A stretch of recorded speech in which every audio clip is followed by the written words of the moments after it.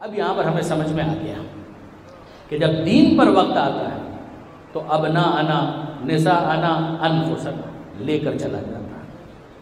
یعنی عجیب ہے. یہ معیار اگر واضح ہوا تو پھر اس کے بعد حسین کی اسٹریٹجی سمجھ میں آ گئی. وہ سب کہہ رہے تھے کہ آپ بیویوں کو کیوں لے کر جا رہے ہیں. یہ سوال کرنے والے مباہلہ کو بھولے ہوئے تھے. حسین نے فیصلہ کیا کہ میں ثانیہ زہرا کو لے جاؤں گا تاکہ نساءنا کا مصداق روشن ہو جائے. میں عباس کو لے جاؤں گا تاکہ انفسنا کا مصداق روشن ہو جائے. میں سید سجاد کو اور باقر کو لے کر جاؤں گا تاکہ ابناءنا کا مصداق روشن ہو جائے. اور مسلم بن عقیل انہی کے سفیر تو ہیں, وہ بھی اپنے ساتھ ابناءنا کو لے کر چلے. آج ظاہر ہے کہ طفلان مسلم کے حوالے سے تبرکات کو برآمد ہونا ہے. میں کچھ تذکرہ امام کے سفیر کا بھی کرنا چاہوں گا اور سفیر حسین کے ان بچوں کا بھی ذکر کرنا چاہوں گا. 4 بیٹے ہیں, 2 کربلا میں شہید ہو گئے, 2 کوفہ میں شہید ہو گئے. بیٹیاں ہیں وہ بھی سفر میں ساتھ ساتھ. عجیب الفاظ ہیں روایات کے کہ جناب عقیل مولا کائنات کے بھائی ہیں اور جناب مسلم مولا کائنات کے داماد ہیں. یعنی حسین کے فرسٹ کزن بھی ہیں اور حسین کے بہنوئی بھی ہیں.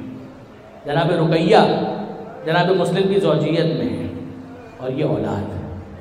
ذرا دیکھیے پیغمبر اکرم کے حوالے سے یہ ملتا ہے کہ ایک مرتبہ پیغمبر اکرم نے جناب عقیل کو دیکھا اور آنکھوں میں آنسو آ گئے. لوگوں نے دیکھا کہ پیغمبر اکرم عقیل کو دیکھ کر آنسو بہا رہے ہیں تو سوال کیا اللہ کے رسول عقیل کو دیکھ کر رونے کی وجہ. کہا کہ عقیل کو دیکھ کر اس لیے رو رہا ہوں کہ جب میں عقیل کو دیکھتا ہوں تو عقیل کا وہ لال یاد آتا ہے جو میرے لال پر اپنی زندگی قربان کر رہا ہے.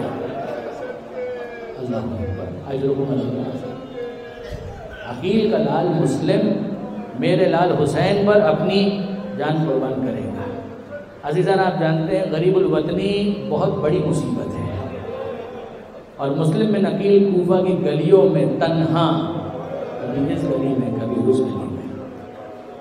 کوفہ بے وفا ہو چکا, مسلم بن عقیل تنہا ہو چکے.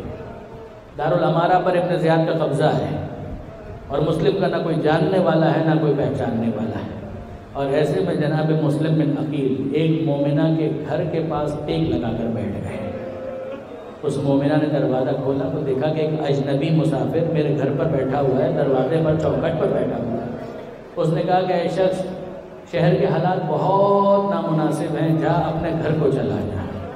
میں ایک شریف عورت ہوں, پسند نہیں کرتی کہ کوئی اجنبی اس طرح سے میرے گھر کے پاس بیٹھے. جناب مسلم بن عقیل نے حسرت کے ساتھ کہا اے مومنہ گھر تو یقیناً میں چلا جاؤں مگر ایک بات بتا کہ جس کا کوئی گھر نہ ہو وہ کہاں جائے. عجیب حسرت و یاس کا جملہ ہے, عجیب بے کسی کا جملہ ہے جو جناب مسلم بن عقیل نے ارشاد فرمایا. وہ مومنہ توآ وہ سوال کرتی ہے من انتا, آپ ہیں کون؟ اور اب جناب مسلم بن عقیل کہتے ہیں میں حسین کا سفیر مسلم بن عقیل.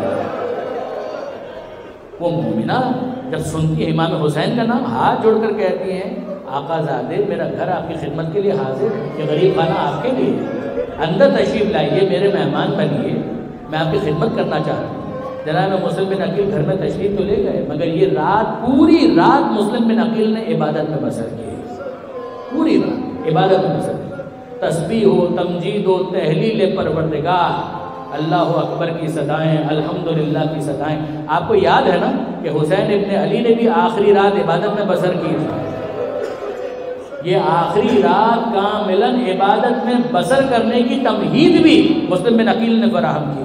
پوری رات عبادت پروردگار میں گزار دی. یہاں تک کہ جب صبح نمودار ہوئی فریضہ دوگانہ سے مسلم بن عقیل فارغ ہوئے اور اب محسوس کر چکے ہیں کہ مجھے گھیر لیا گیا ہے, فوجیں آ چکی ہیں.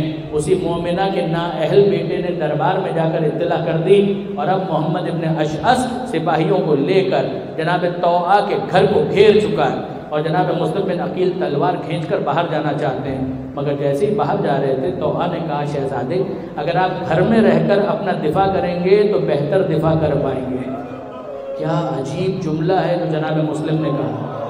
مسلم کہتے ہیں مومنہ اس میں کوئی شک نہیں ہے کہ میں گھر میں رہ کر اپنا دفاع بہتر طور پر کر سکوں، مگر یہ تو طے ہے نا کہ یہ فوج بے حیا تیرے گھر میں داخل ہوگی،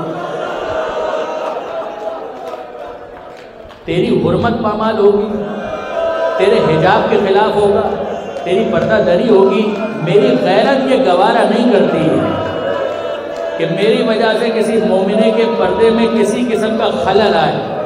میں آپ سب کی طرف سے ہاتھ جوڑ کر کہوں، اے عقیل کے غیرت دار مسلم، ذرا شام غریبہ میں آ کر دیکھیے، آج ایک عام مومنہ کے پردے کا آپ کو اتنا خیال ہے، مگر دیکھیے شام غریبہ میں وہ خیمے جل گئے، چادریں لوٹ لی گئی ہیں۔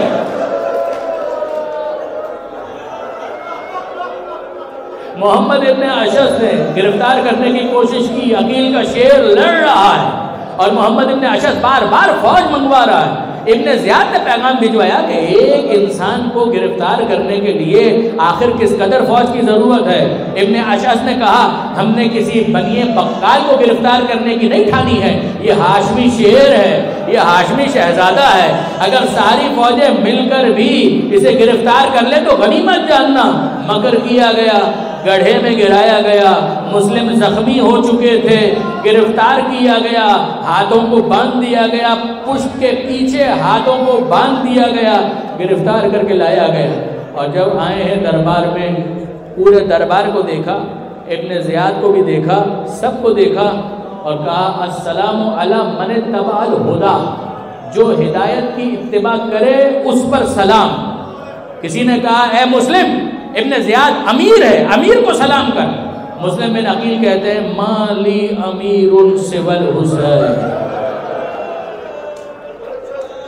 کون ابن زیاد اور کیسا ابن زیاد، کون سا امیر اور کہاں کا امیر؟ اگر مسلم بن عقیل کا کوئی امیر ہے تو وہ زہرا کا لال حسین ہے۔ میں حسین کے سوا کسی کو اپنا امیر ماننے کے لیے تیار نہیں ہوں۔ ابن زیاد سے تفصیلی گفتگو ہوئی اور پھر اس کے بعد ابن زیاد نے قتل کا حکم دے دیا۔ بکر ابن حمران وہ مسلم بن عقیل کو لے کر چلا، بام پر، چھت پر، دارالامارہ کی چھت پر مسلم بن عقیل پہنچے ہیں اور وہاں پر مسلم بن عقیل کو قتل کرنے کے لیے تلوار اٹھائی اور پھینک دی۔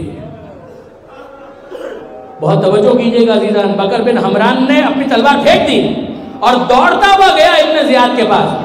ہاتھ کانپ رہے ہیں، پیروں میں راشا ہے۔ ابن زیاد نے سوال کیا، مسلم کو قتل کیا؟ بکر بن حمران کہتا ہے، نہیں امیر، میں قتل نہیں کر پایا۔ کیا وجہ ہے؟ کہ جب میں نے تلوار اٹھائی تو اللہ کے رسول نظر آئے،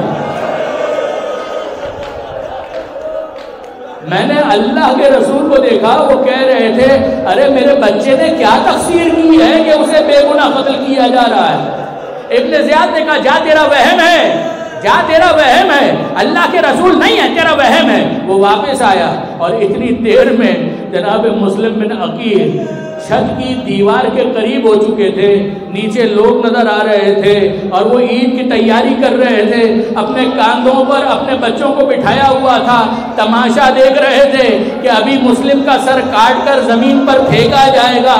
ایسے میں مسلم بن عقیل نے کوفہ والوں کو مخاطب کر کے کہا، اے کوفہ والوں، جو تم نے کیا اس کا کیا شکوہ کرنا، مگر اے کوفہ والوں، اگر ہو سکے تو میری وصیت یاد رکھنا، کچھ دنوں کے بعد میرے 2 بچے یہاں پر لائے جائیں گے۔